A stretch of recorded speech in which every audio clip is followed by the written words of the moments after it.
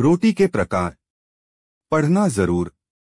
कुछ बुजुर्ग दोस्त एक पार्क में बैठे हुए थे। वहां बातों बातों में रोटी की बात निकल गई। तभी एक दोस्त बोला, जानते हो कि रोटी कितने प्रकार की होती है?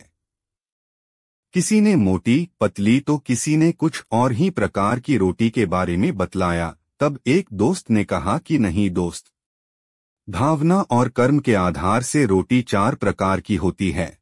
पहली सबसे स्वादिष्ट रोटी माँ की ममता और वात्सल्य से भरी हुई, जिससे पेट तो भर जाता है पर मन कभी नहीं भरता। एक दोस्त ने कहा, 16 आने सच, पर शादी के बाद माँ की रोटी कम ही मिलती है। उन्होंने आगे कहा, हाँ वही तो बात है। दूसरी रोटी पत्नी की होती है, जिसमें अपनापन और समर्पण भाव होता है, जिससे पेट और मन दोनों भर जाते हैं।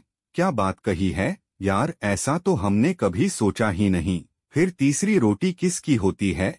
एक दोस्त ने सवाल किया। तीसरी रोटी बहू की होती है, जिसमें सिर्फ कर्तव्य का भाव होता है, जो कुछ कुछ स्वाद भी देती है और पेट भी भर देती है और वृद्धाश्रम की परेशानियों से भी बचाती है। थोड़ी देर के लिए वहां चुप्पी छा गई।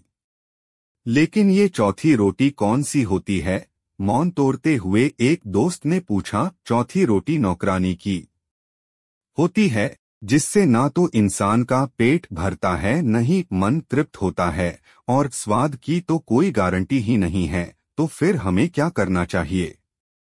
माँ की हमेशा इज्जत करो, पत्नी को सबसे अच्छा दोस्त बनाकर जीवन जियो, बहू को अपनी बेटी समझो और छोटी मोटी गलतियां नजरअंदाज कर दो। बहू खुश रहेगी तो बेटा भी आपका ध्यान रखेगा। मित्रों, यदि हालात चौथी रोटी तक ले ही आए तो ईश्वर का शुक्रिया करो कि उसने हमें जिंदा रखा हुआ है। अब स्वाद पर ध्यान मत दो, केवल जीने के लिए बहुत कम खाओ ताकि आराम से बुढ़ापा कट जाए।